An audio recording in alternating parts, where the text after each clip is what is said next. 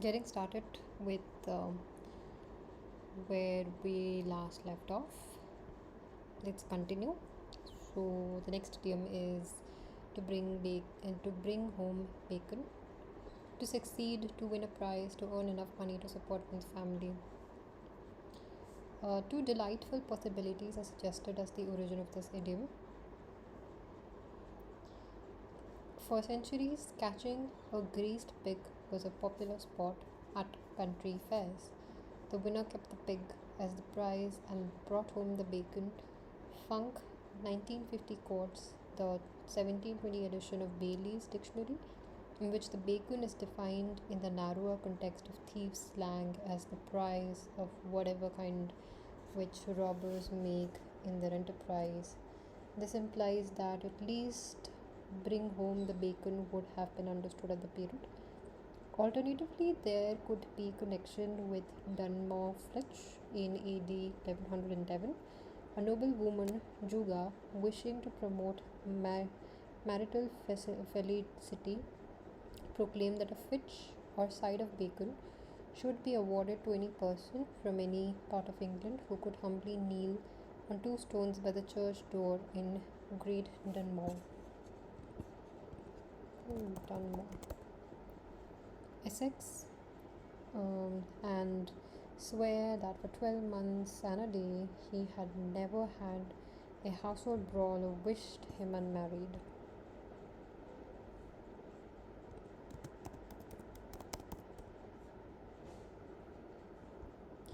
Between 1244 and 1772, only 8 flitches were bestowed for a Matthew Prior remarked, "Few married folks peck Dunmore bacon, turtle and sparrow." 1708. Sadly, the recent closure of the local bacon factory, the custom revived at the end of the 19th century, has ceased. None of this historical evidence is conclusive, but it is convincing enough to discount in all possibility the attribution to Tiny Johnson. Her son, Boxer Jack Jackson, defeated James J. Jefferson on July 4th, 1910. She said, after the fight in Reno, Nevada, he said he'd bring home the bacon, and the honey boy has gone and done it. Her use of idiom may have popularized it rather than originated it. Many a time I have given him a tip that has resulted in his bringing home the bacon with a startling story by Earl Stanley Gardner. American women wanted men in whom kindness and aloofness would be so subtly blended that a relationship with them could never become a routine. But they wanted these men in a daydream situation, not as any actual substitute for reliable bringer home of the bacon. Overstreet usage is informal. Bacon, to save one's bacon.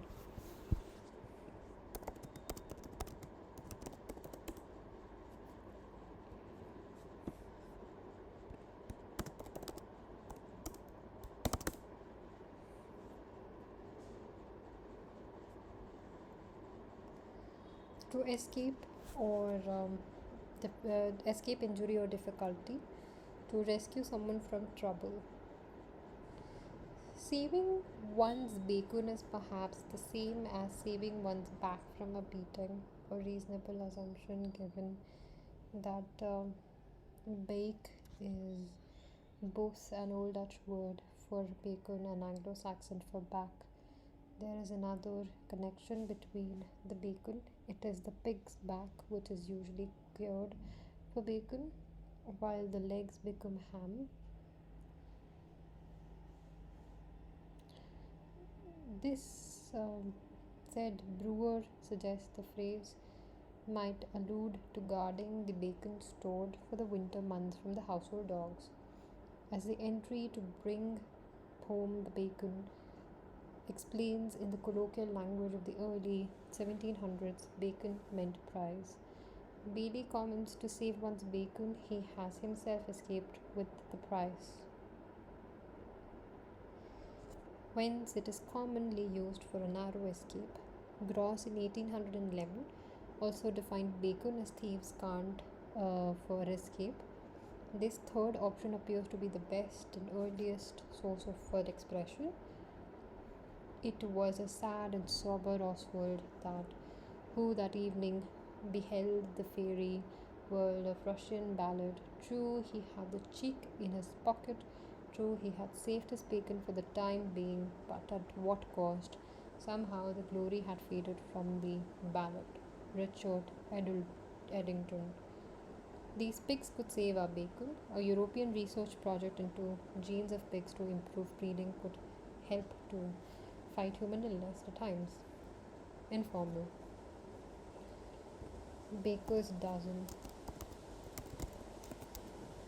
Not 12 but 13.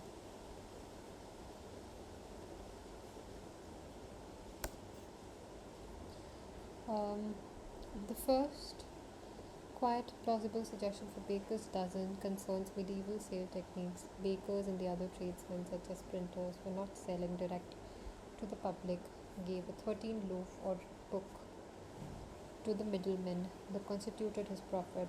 The most popular suggestion, however, is that in 13th century England, bakers had a bad reputation for selling underweight loaves. Strict regulations were therefore introduced in 1266 to fix standard weights for the various types of bread, and a spell in the pillory could be expected and a short wait was given. So bakers would include an extra loaf called a vantage loaf with each order of 12 to make sure the law was satisfied. Such was a medieval baker's unpopularity that he became the subject of traditional puppet play in which he was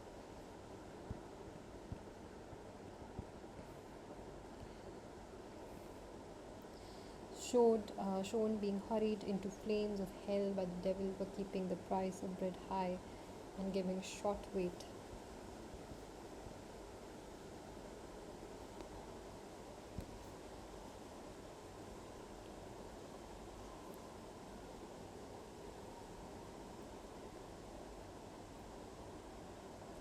Mrs. Joe has been out a dozen times looking for you, Pip, and she's out now making it a baker's dozen.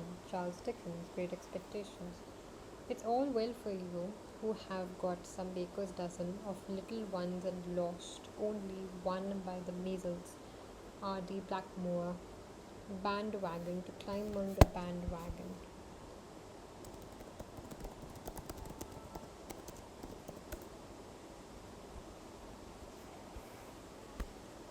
To support a plan or cause for personal profit or advantage. Electioneering in USA has always been a noisy affair. In days gone by, especially in the southern states, a political rally would be heralded by a band playing on board a huge horse-drawn wagon which would wind its way through the streets of the town. The political didate, candidate, would be up there with the band, and the excitement mounted. He would be joined by members of public who wished to show their allegiance. Needless to say, only some of those who jumped on the bandwagon were loyal supporters. Others were looking for reward if the candidate were elected. Although the practice is long standing, the idiom itself is first recorded about the presidential campaign of William Jennings Bryan early this century. Familiarity with the phrase was undoubtedly helped by the considerable success of the first comedy show, specially written for radio, Bandwagon. It ran in the UK for 2 years in 1938 and 1939, starring Arthur Axey and Dickie Murdoch. Sir has been on a course so back he bounces bursting with it. The latest thing, a new bandwagon. We fear the worst. Fewer and fewer people are pulling the economic wagon, and more people are jumping on it. David Duke. Inevitably, many have jumped on the bandwagon. Companies like Road Designs have done very nicely producing what they admit is Shakers pastiche dresser bookshelves and wall cupboards from as little as 33 euros. Many companies hustled into the 80s Hotel Bloom, ignoring the principle of old established personalized proprietor. They assumed they would make mega bucks out of a country house hotels whose managing directors sat in the office block somewhere, leaving managers to run them all. Long established hotels also have the edge over the bandwagon crowd in that they have customer muscle, in other words, return business. Usage: wagon in British spelling of wagon, the bandwagon, however, would be unusual even in England. It is written as one word in contemporary usage, not two. By extension, bandwagon is, as a simple noun, means a fancy, fad, or vogue. See flavor of the mouth. The verb can vary to jump, to board, etc. So common to make it a cliche. On the wagon. Bandy about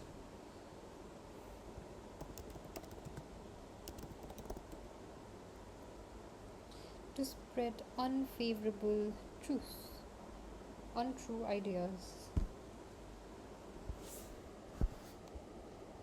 Bandy originated from a French word bander, which was a term in an early type of tennis, meaning to hit the ball to and fro.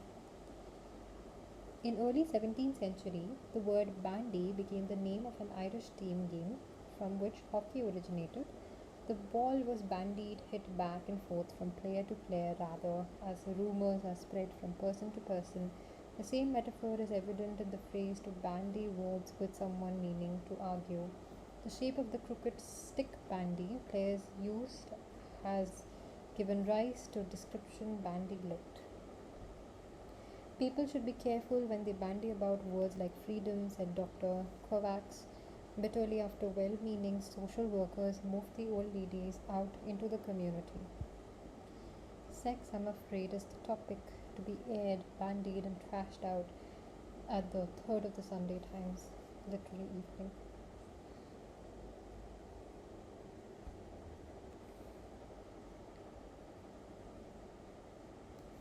Bandy words with someone. Words. To quarrel or argue. See, to bandy something about. Alexander did not join lodge, crow, and rest. He sat on one end, high up in the tree shadow, listening to Spenser and Rollick, bandying words their own to unseen melodies. In the bushes, usage often found a negative. Let's not bandy words. Not going to bandy words with you. Bandy legged.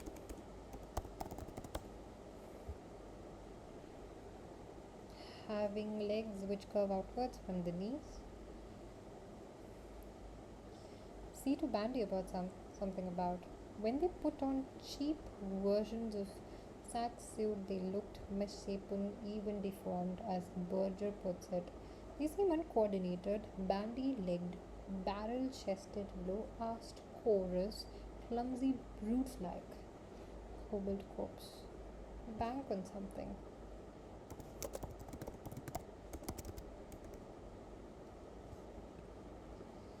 To count or depend on something.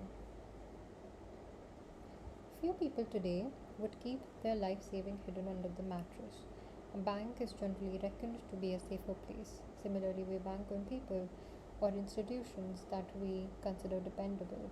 The first banks were medieval Venice, then a prosperous center for world trade. They were no more than benches set up in the main square by men who both changed and lent money. The benches would be laden with currencies from different trading countries. The Italian for bench or counter is banco. The English word bank comes from this, and here we have the origin of this phrase. I can put this entire structure at your disposal for assistance purposes. No, thank you. I prefer to bank on my own complete anonymity. It is the best weapon I have. Cobalt corpus. The super pocket may it last, except the fact that you have been a good loser and give you wintry smile, but don't bank on it. Cobalt corpus. Usage I'm banking on is current, but the negative phrase I wouldn't bank on it is just as common. Banquer is used in racing gambling circles to mean a sure bet. Baptism of fire.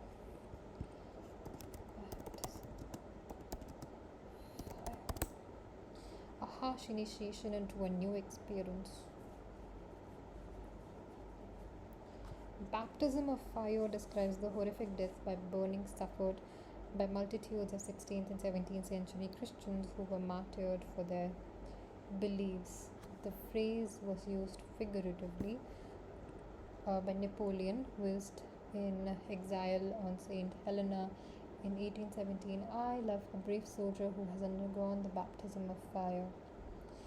Humira, Napoleon in exile, and later Napoleon III in a letter to his wife, the Empress Eugenie, about the young son's first experience of war in the Battle of Saarbrück on August 10, 1870. Louis has just received his baptism of fire. It must have been a terrifying ordeal for a young boy of 14. The phrase is still used in military context for soldiers' his first experience of hostile fire, but also much more widely for any sudden and demanding initiation. We do not blood young cricketers for long enough in Test cricket. This year, a new young team is chosen. The West Indians are beaten for the first time in 30 years in England. Now, after 2 defeats, the youth policy is cracked with, for example, Grammy Hick dropped. The youngsters have been given a baptism of fire. We desperately need stability. We should leave the side alone, give them the winter tour together, and I bet within a year or two we have strong battling lineup. Diana admits that she was not easy to handle during the baptism of fire.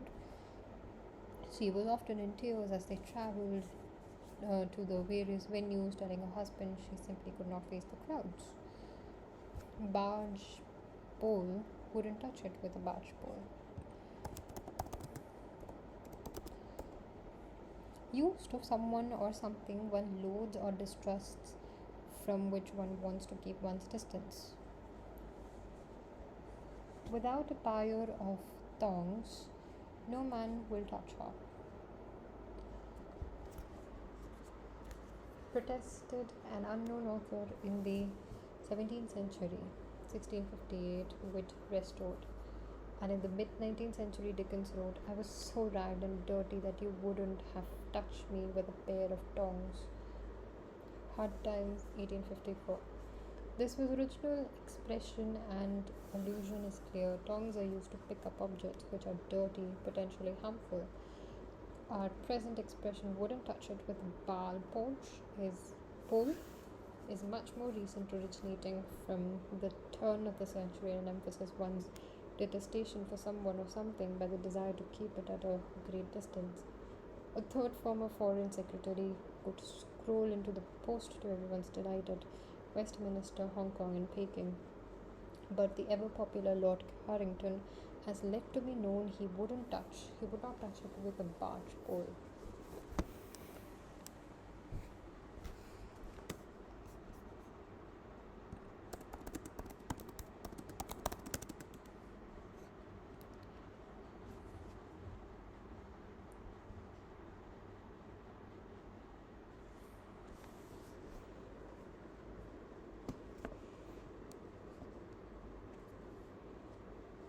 Meanwhile, the mere mention of a leasing company is likely to see the average city fund manager reaching for the nearest barge pole after earlier well publicized disasters in the sector typified by foundering of the once highly regarded British and Commonwealth financial services combined under the weight of Atlantic Computers leasing business. Usage informal, where both expressions were originally used to refer to people one disliked or distrusted. The modern idiom can just as easily apply to make of car or even business proposal. Bark up the wrong tree.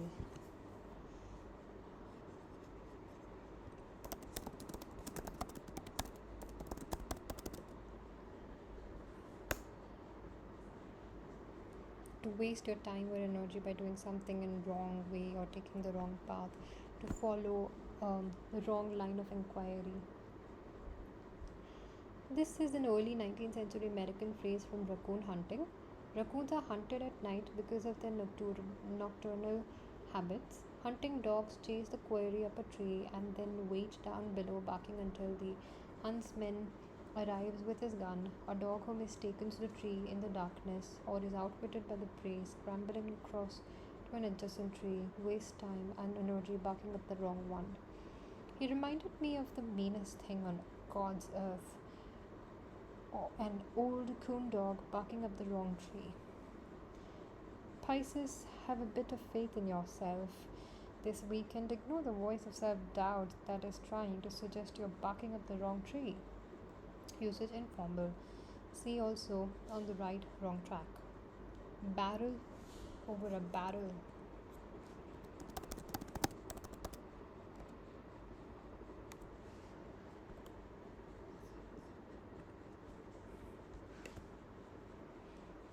Helpless, to act at the mercy of others.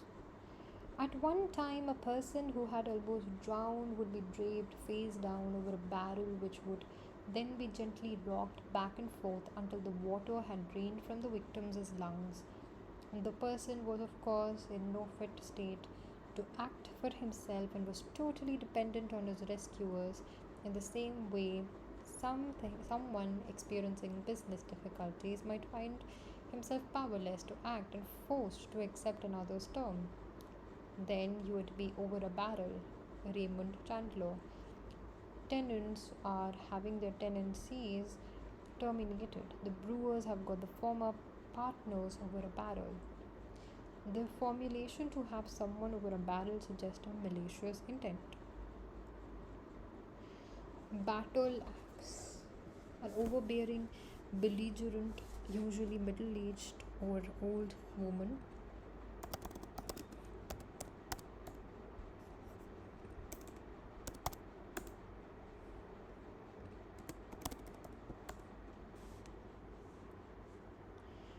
This originated in America in the early years of the women's rights movement. The battle axe was a journal published by the movement. An expression is thought to come from it. The term was obviously not originally meant as an insult, but as a war cry. The fact that it soon came to refer to a domineering and aggressive woman of a certain age could well be a reflection on what many people thought of the movement's members. The day when secretaries refused to work for women are, I hope, on the way out. Mainly, I think, because the old fashioned battle axe type of lady executive, like the old fashioned dedicated secretary, in disappearing from the scene. Cobalt corpus, usage colloquial. Beam, broad and beam. Having wide hips. Broad in the beam. Having wide hips, see to be on one's broad end. Beam ends on one's beam ends.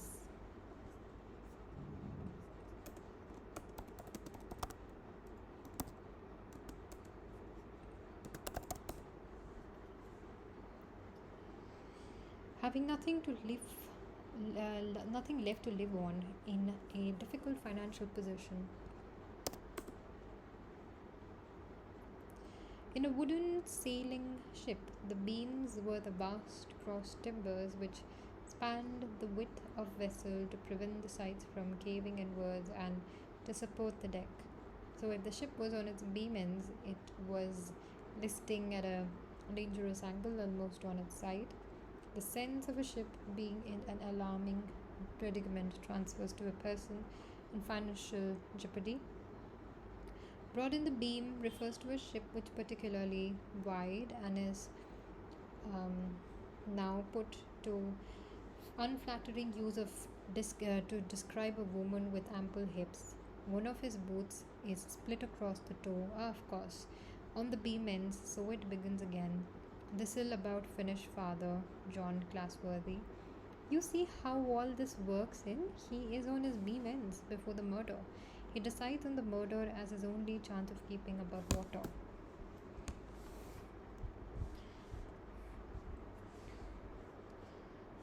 Bean feast. A social event, a party. Once a year, it was customary for employers to hold a dinner for their workers. Opinions differ as to what was offered to eat. One authority says that it was a bean goose, the bird's name coming from a bean shaped mark on its beak, and others that bean made up of the main dish. Whatever the feast consisted of, it was a rowdy and somewhat vulgar occasion, but much looked forward to throughout the year. An abbreviation of a beanfest feast passed into the language, and so we have BNO, also meaning a spree. Oh, sure, you just go up top and take a crow's nest at the scenery. All you'll get is a beans fest of bulrushes. Sally climbed on top of the cable and scanned the horizon. Cobalt corpus, usage informal, sometimes written as one word. Beat a hasty retreat.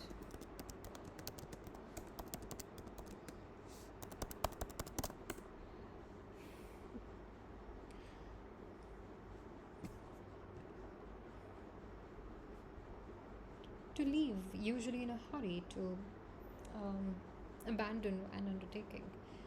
Drums were formerly very much a part of the war machine as soldiers marched to the drum and took their orders from its beat.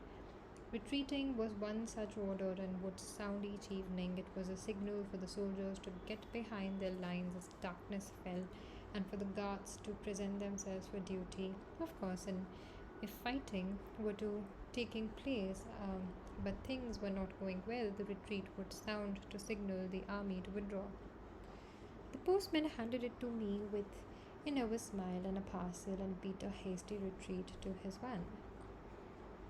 Mr. Kelly told how his team found a lead casket containing radioactive cobalt 60 in a bunker, but left hurriedly in case of health risks. We beat a hasty retreat, then waited until we had Geiger counter, he said.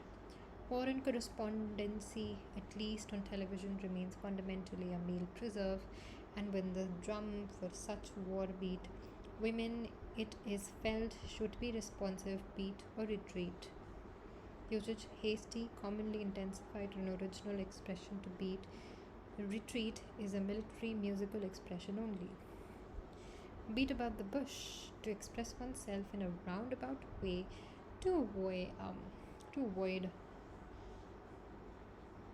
coming to the point. In a hunt, beater are employed to trash the bushes and undergrowth in order to frighten game from its cover. It is they who beat the bush. The huntsman is more direct. In words of George Gokoinge, he bet about the bush whilst others caught the birds. My mother came around one day and said, "My God, you're growing so boring. All you talk about is children and school. You have to do something, dear." She didn't beat about the bush. She was lovely. Creativity. Language is a very productive thing. New words, neologisms are coming into existence all the time, to such an extent that there are now several dictionaries of just new words and new additions and supplements to long established dictionaries. Many of the neologisms, though, die out fairly quickly. Catchphrases, fads, gimmicks hold the popular fancy for a short while and then disappear. Others meet a particular need and survive whilst they have a function to fulfill. For instance, verbs come from nouns quite commonly. This process has been going on for centuries. If we go back as early as 1606, there is an eavesdrop, which comes from eavesdropper, and right back to 1225, when to beg came from the English word beggared or beckoned. These are the new words derived from existing word, phenomena that applies to idioms as well. For instance, the expression to be read means to be in debt and to have an overdraft. It comes from the accountancy and bookkeeping practice of using red ink to indicate debts. It was first found around 1920. By an analogy, amounts on credit are indicated in the black. The iron curtain of the post war era popularized by Churchill in a speech on March 5th, 1946, is its turn gave rise to bamboo curtain, metaphorically dividing the West from the mainland China. There is another phrase which is productive in the same sort of way. In Victorian times, the uniform of a worker was a black coat. So the phrase grew a black coated worker. This referred to his social status and security in a good job, perhaps as a clerk in an office. This was in Victorian England, and has been suggested that the turmoil of the First English War period, an American counterpart of the British phrase, arose the white collar worker. Synonym could perhaps have been formed by analogy. It is interesting to see how, in more recent years, there have been other extension to this phrase. We find now the blue collar worker. There is an example in the Webster's American English Dictionary of this. They refer to the warehousemen, longshoremen, farmers, miners, mechanic, construction workers, and other blue collar workers. It was first found in about 1950 in America and came across the Atlantic in about 1958. There is at least one more stage in the story. Since then, people have begun to refer to pink collar jobs, lower paid jobs mainly for women, such as cleaners, hairdressers, waitresses. The desire to be creative and productive with language permeates every aspect of it. Idioms are no exceptions. Kim said, Dad kicked me into shape when I needed it most. He told me what I didn't want to hear and didn't beat about the bush. He was brutally honest. Beat around the bush is also found. The usage.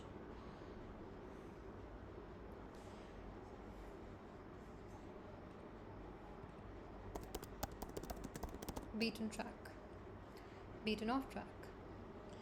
Away from the normal, the ordinary, geographically removed. The countryside is crisscrossed by many footpaths and brittle ways, trampled down and beaten hard with the passage of time and many feet.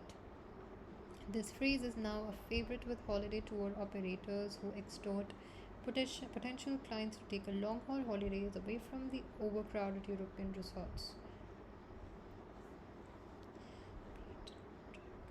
To pace the round eternal, to beat and beat the beaten track. Edward Young. As a leader, I was also a navigator in chief and felt it would be good for the group to discover parts of the island well off the beaten track. The phrase may be applied geographically in a more literal way, but also commonly refers to figuratively to thoughts, courses of action, etc. It may be shortened to the beaten track. Bed. To get out of the bed on the wrong side.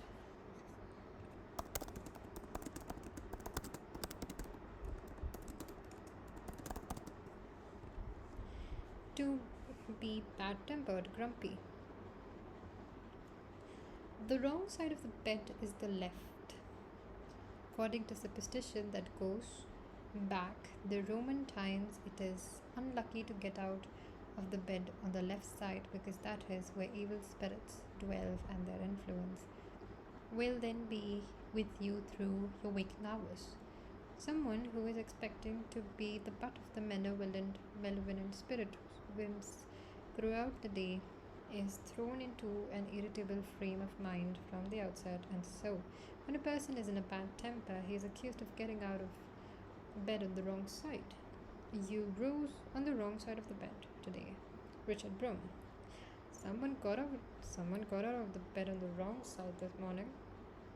Usage. To get up on the wrong side of the bed is less common alternative. See also to set off on the wrong foot. B. To bee's knee. To bee's knees.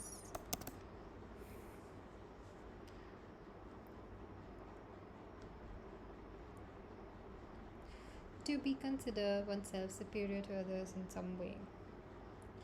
When bees climb inside the cup of a flower pollen, stick to their bodies, the bees then carefully comb this off and transfer it to pollen sacs on their back legs. Some authorities believe that the expression refers to delicate way bees bend their knees as they perform this operation. Reyes, however, makes strong case for an alternative theory. He argues that although there has long been a preoccupation with bees and their knees, which has given rise to a variety of expressions over the last 200 years or so, the phrase under discussion here only dates back as far as the 1920s when it was coined as an amusing rhyme. He points to the importance of rhyme, assonance, and alterations in the origins of many expressions in a vogue in the 20s for combining features of the body of or articles of clothing with parts of animals to bizarre effect. Thus, we also find the cat's meow, meow, the cat's pajamas, the eel's heel, the elephant's instep, and many more. The Royalton, reopened by Steve Rubell of Studio 54 and designed by Philip A. Stark, has been the bee's knee for the New York hotel world for the past year or two. There is simply no equivalent to it in Britain, where a hotel is marketed as chic if it can boast an electric kettle in each room, a fruit machine in the bar, and a full color photograph of an under manager in the hallway. Usage is informal. To have bees in one's bonnet.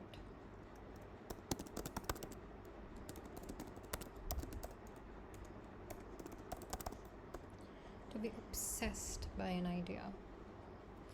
The phrase has been in popular use for over 300 years, whether the metaphor alludes to the frenetic buzzing of the thought, like the protests of the trapped bee or the frenzied behavior of the wearer of the bonnet, convinced that he will be stung at any moment, is up to the reader to decide. Like all specialists, Borstein's got a bee in his bonnet. Poisons are his hobby, so of course he sees them everywhere. Agatha Christie.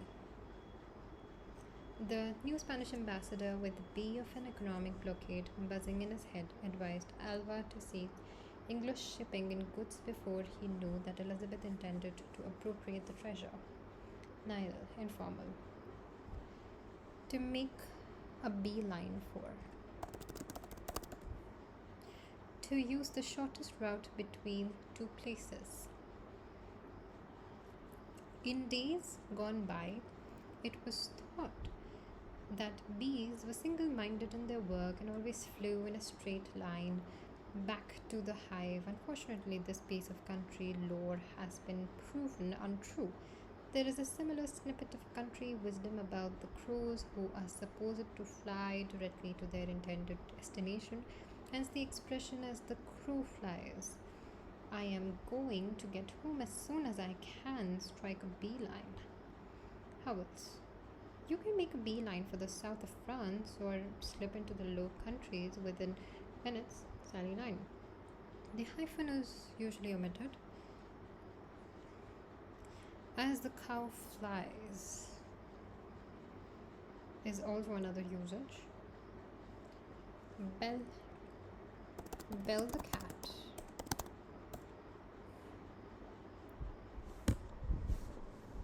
To undertake a difficult mission at personal risk. An ancient fable related by Langland in Pius Plowman tells of a colony of mice met together to discuss how they could thwart a cat who was terrorizing them. One young mouse suggested hanging a bell around the cat's neck so that its movement would be known. This plan delighted the rest until an old mouse asked the obvious question, who will bell the cat?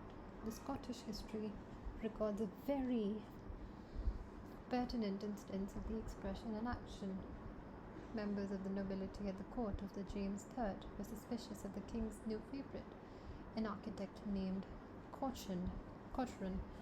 The nobles were met together secretly and determined to get rid of him. Whereupon Lord Grey asked, who will bell the cat? Archibald Douglas, Earl of Angus was prompt with the reply, I shall build the cat. He did as they had, as he had promised, seizing Corcoran and hanging him over the bridge at Lauder, an act which earned him the nickname Bill the Cat Douglas. Mrs. and Miss Jennings must build the cat. What have I to do with cats? Inquired Mrs. Jennings wildly. I hate cats. My dear madam, it is a well known proverb, explained Mrs. Armtague. What I mean is that it is you who should ask Mr. Jocelyn to say grace this evening. A fine, meanly fellow who has built the cat with fortune. Sedated. Berserk. Berserk.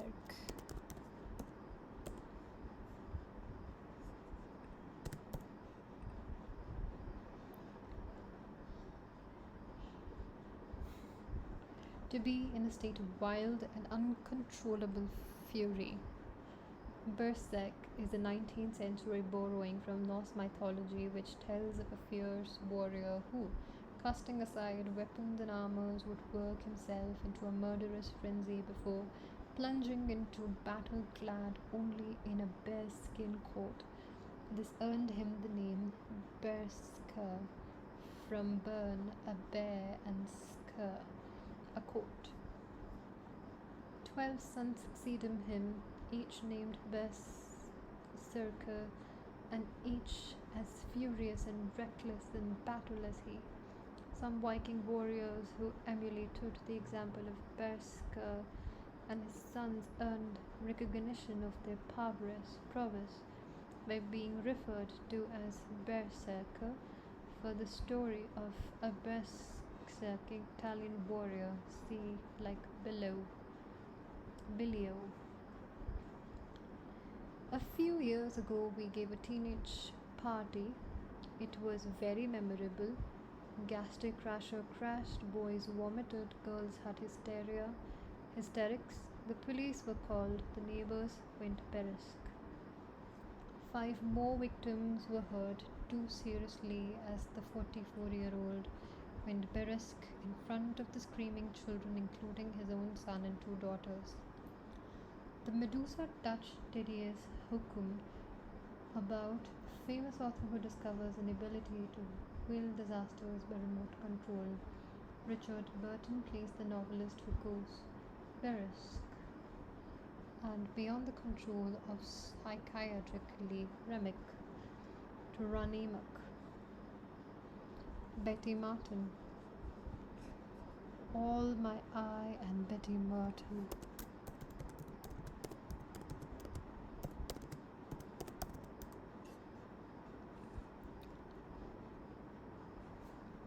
A lot of nonsense.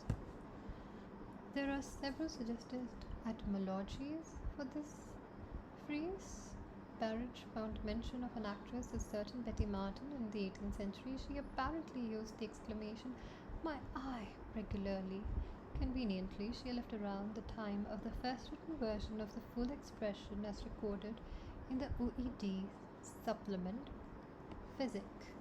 To old crazy frames like ours is all my eye and Betty Martin, sea phrase that Admiral Jem frequently makes use of. Perhaps Betty Martin's part was to help popularize an originally nautical idiom. The sea plays a role in another possible derivation. Radford relies the tradition that nonsensical English represents a British sailor's garbled version of words heard in the Italian church, mihi vete Martini, meaning, grant me, blessed Saint Martin. In favor of this supposition is the well-attested practice of Englishmen turning the unfamiliar into something that is at least superficially recognizable.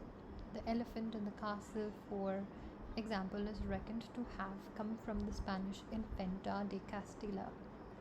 In yet another story, Betty Martin was a gypsy woman who had been taken before a magistrate after the policemen responsible for her arrest had given her evidence. The woman flew at him, dealing him a hefty blow to the face and screaming all the while that what he had said was all my eye. The officer's eye was badly bruised in the incident, and he was then forced to endure much teasing from the public. He would call after him my eye and Betty Martin. Responsibility for the story lies with Dr. Butler, one time headmaster of Shrewsbury School and later Bishop of Lichfield. A final possibility is suggested by Rees, the linguistic device of rhyming slang. Many account for the phrase's popularity. Martin does rhyme with farted. The idiom's negative sense of nonsense fits quite well with the scatological farted. The decision rests with the reader, but as a last word, a certain Mr. Cuthbert Bede claimed in the December 1856 issue of Notes and Queries that he had come across the phrase in an old black letter volume bearing the title The Ragged Tragical History of Master Thomas Thumb. If this is so, then the phrase could be some 400 years old. I am not such an oaf as to think that these things are all my eye or anything of that sort. But psychoanalysis was after all conceived in the old days of Vienna, when the Habsburg pretty women and the neat ankles were going to last to eternity. I do wonder whether L'Angeles come Si Parla was published in a spirit of mischief by someone obsessed with ailing films, because actually the story that emerges from its pages is rather like an ailing plot. Poor guileless foreigner played by Alec Guinness perhaps works hard to overcome loneliness by using authentic popular slang such as nose rag, old horse, cheese it, and nobody knows what the hell he's talking about. Dash to May, A. And Betty Martin, he exclaims jocularly. That's for my eye and Betty Martin. Usage spoken colloquially, as one of the quotations above shows, it is now rather dated, generally used as an exclamation, rejecting another speaker's statement.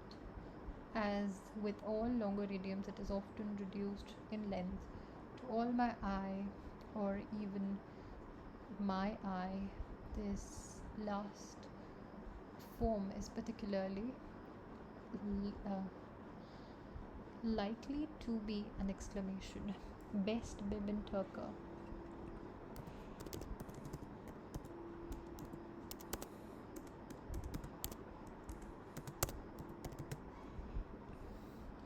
One's best clothes. Bib brings to mind the cloth tied under a baby's chin to absorb the dribbles in the late 17th century. Bibs of a sort were also worn by adults to protect their clothes from spills. A turka was a woman's garment, like this time a flimsy piece of lace or muslin tucked into the top of the low cut dresses and ending in a lace frill at the neck. Some authorities think that in the expression best bib in Turka, the bib referred to a man's attire and the turka to a woman's. Others consider that the entire expression was originally only used to describe a lady dressed in all her fair finery for a special occasion. Passage of the time and the changes in fashion meant that no one remembered what bibs and turkas were anymore, and so gradually the term came to be applied to men as well. His host warns him when he gets to the threshold. Sorry, we have a silly rule here. Shoes off. Brings mud in. If Super Country's house happens to be large, enormous sections of it, the best will be shut off. Anna, unheated. We only open these up when we have to put our best bib in Turka. Used as informal to wear or be in one's best bib and tucker are common alternatives. Proverbs and idioms. Proverbs exist in all languages and written collections of them date back in the earliest times. A good example is the book of Proverbs in the Jewish sacred writings, which is of course also found in the Old Testament of the Christian Bible. Proverbs are universally held in high esteem, whereas idioms have had to struggle for recognition. Perhaps this is a little surprising as there's always overlap between idioms and proverbs. Proverbs can be defined as memorable short sayings of the people containing wise words of advice or warnings. Many idioms share at least some of these characteristics. For examples are a stitch in time, save nine and more haste, less speed, better, considered as proverbs or idioms, or better late than never, the more the merrier, out of sight, out of mind. Seeing is believing. Idioms or proverbs? Proverbs probably, but two idiom experts feel that they can class them as idioms without, as they put it, stretching the definitions too far. A further cause of confusion in the capacity of an idiomatic phrase. Idioms are normally phrases, whereas proverbs are whole sentences. To be adapted into proverbial form, for example, the phrase idiom to cry for the moon, see Moonshine, page 130, meaning to ask for the impossible, can easily become the full sentence proverb. Don't cry for the moon, better. Only fools cry for the moon.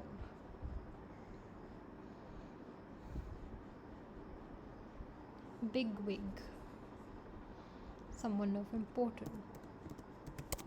Big wig. This expression goes back to the 17th and 18th century when all gentlemen wore wigs. Some wigs, however, were bigger than others. Bishops, judges, and aristocrats, for instances, were attired in the full length wigs that present day High Court judges still wear. Thus, people of importance came to be known as bigwigs. Some contemporary bigwigs, however, are becoming disenchanted with their headgear. The first woman Speaker of the House of Commons refused to wear her wig on the grounds of comfort at work, and Lord Chief Justice Taylor thinks that wigs and robes make the judiciary seem out of touch and remote. Perhaps the time is coming when, like other figures of importance, they will be big wigs in the name only. The big wig in the most benighted chancery. Some big wig has come in his way who is going to dine with him.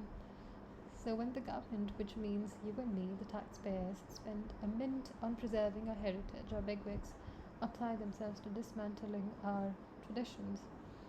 So far, so good. After all, if someone is producing food for commercial sale from their own kitchen, it seems only right that it should be inspected to make sure it is not a health hazard. But EC wants to go much further.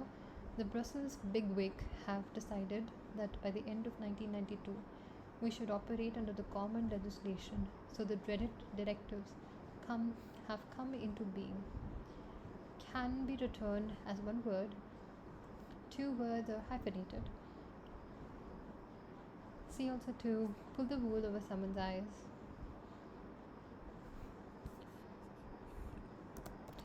To pull the wool someone's eyes. Don't let the insurance to deceive someone.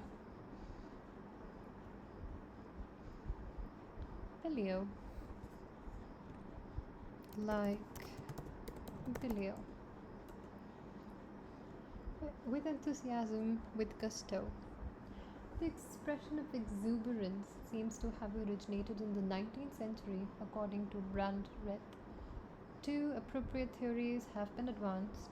The first is that it makes reference to the action of Stephenson's steam engine, the puffing billy. The second links the phrase to Nino Biglio, a lieutenant under the Garibaldi who would plunge into the fray, exhorting his men to follow me and fight like Biglio. A third theory and the phrase comes from the name Joseph Billio, a particularly zealous Puritan and founder of the independent congregation at Malden, Essex, in 1682, is perhaps inappropriate for 19th century term unless the energetic Joseph managed to inspire a revival in Malden from beyond the grave. But Bertie, this sounds as if you weren't going to sit in. It was how I meant to sound. You wouldn't fail me, would you? I would. I would fail you like Billy O. P.G. Wodehouse. Usage spoken colloquial. A little bird told me.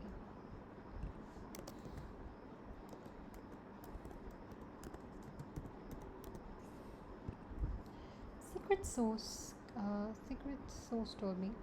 Most authorities subscribe to the view that this phrase is a biblical one and can be found in Ecclesiastes 10:2-20. Curse not the king, no, not in the thought, and curse not the rich in the bedchamber, for a bird of the air shall carry the voices, and that which hath wings shall tell the matter. There is a story which is an unlikely origin but is worth telling for its charm. All birds were summoned to appear before Solomon, only the lapwing did not appear.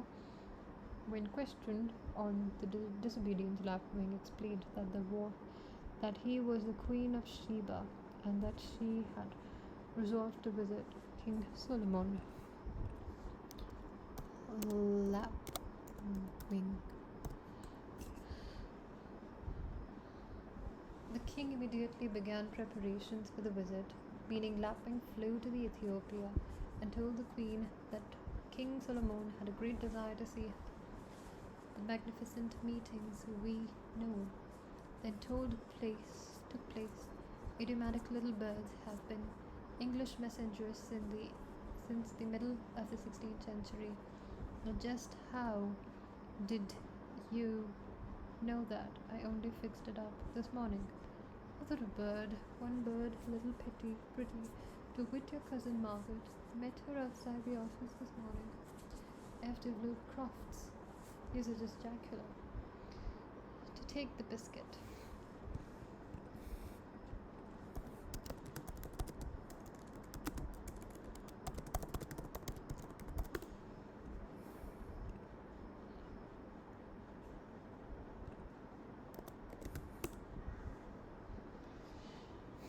To win a prize, to be the most outstanding or outrageous instance of something. C, to take cake. I've known pretty cool customers in my time, particularly since they stopped hanging, but this one takes biscuit. If you ask me, he's a raving psychopath. Flint dismissed the idea. Psychopath. Crack easy, he said. Co-build. Corpus. Usage mostly used today in a tone of exasperation, with the sense of that's too much, that's going too far. Bit, to take the bit between one's teeth. Take a bit between your teeth. To be keen to do something that one cannot be restrained, to pursue one's own course relentlessly. The bit is the metal mouthpiece on a horse's bridle that enables the rider to direct the animal. The horse is the only sensitive to the rider's direction, while the bit is in the right place in the mouth. If he takes the bit between his teeth, he can no longer feel the pull of the reins, and the rider has lost control of him. The expression is of a very old one, dating back in the Greek culture to Aeschylus in 470. You can take a bit in your teeth, like a new harnessed colt. It is the Hebrew wisdom literature of the Old Testament. Be you not like the horse, or like the mule, that have no understanding, whose mouth must be held in with bit and bridle, lest they come near thee. The meaning, though millennia has been of obstinate self-will. Comparatively recently, it has developed the sense of determined setting out on a task without necessarily negative overtones.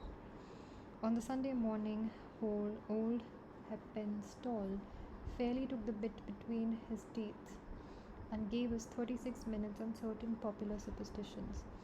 I was sitting next to Steggles in the pew and I saw him blench visibly. P.G. Wodehouse. I can see no particular virtue in the writings. Quickly, on the contrary, I am well aware that too great a facility is often dangerous and should be curbed when it shows sign of getting a bit too firmly between the teeth. Bite off more than one can chew.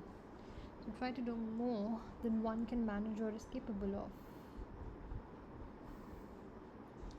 An American phrase of the 19th century origin, it probably refers to the offering of bite from a plug of tobacco. A greedy man would naturally bite off as much as he could and was then unable to chew his mouth full uncomfortably. According to Mark Twain, a humorous ritual built up around tobacco chewing, in which a plug of tobacco would be offered for a free bite. The biter would then take off as much as he could fit into his mouth, whereupon the owner of the plug would gaze at the stump of tobacco which remained and invite his friend to exchange the plug for the piece he had bitten off. One can easily imagine the playful prohibition. Now, Tom, don't bite off more than you can chew. Don't bite more than you can chew.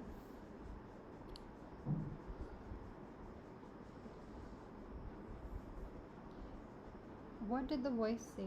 It said, only it sounded much more apocalyptic in the middle of the night. You've bitten off more than you can chew, Michael. Graham Greene. Babies born this weekend have, if born before 10:11 p.m. tomorrow.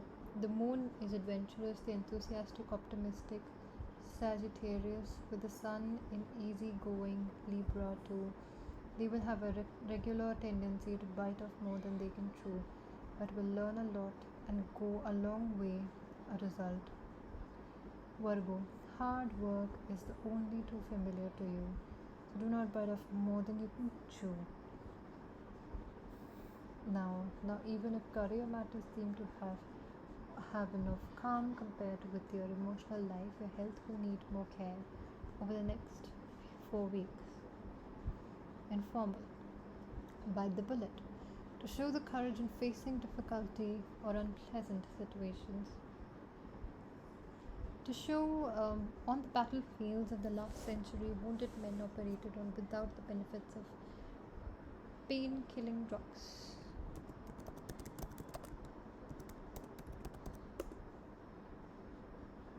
And anesthetics were encouraged to bite on a bullet to help them forget their intense pain.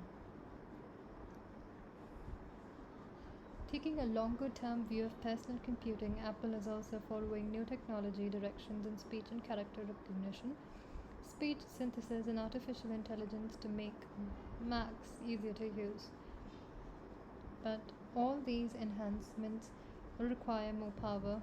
To follow these initiatives, Apple has had to bite the bullet and move to a higher performance RISC technology, and even though it is incompatible and with current Motorola CISC devices usage, the phrase has been a favorite with politicians who have the unenviable task of encouraging the public to face up to hardship with fortitude. Bite on the bullet is sometimes found.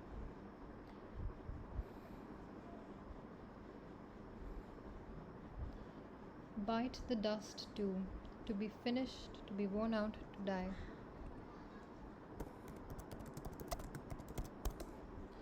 Although it was popularized by the American Western genre, especially the Nick Carter Library at the turn of the century, the phrase has a classical origin going back to the Homer's Iliad, 850 BC.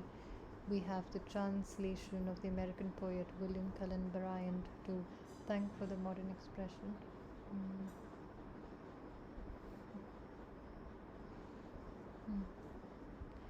His fellow warrior, may a one fall round him to the earth and bite the dust. English writers and translators before Bryant used other words for dust ground. The original meaning of the expression was to fall in battle, but modern usage has extended this, and now almost anything that has succumbed to the disrepair or failure, from a lawnmower to a business, is said to have bitten the dust. So another hero is about to bite the dust. Is nothing scared. This time it's Columbus, the intrepid navigator who, as we all know, stumbled across the New World after braving the unknown's ocean. What did he? Cliché used much in tongue-in-cheek humorous fashion today.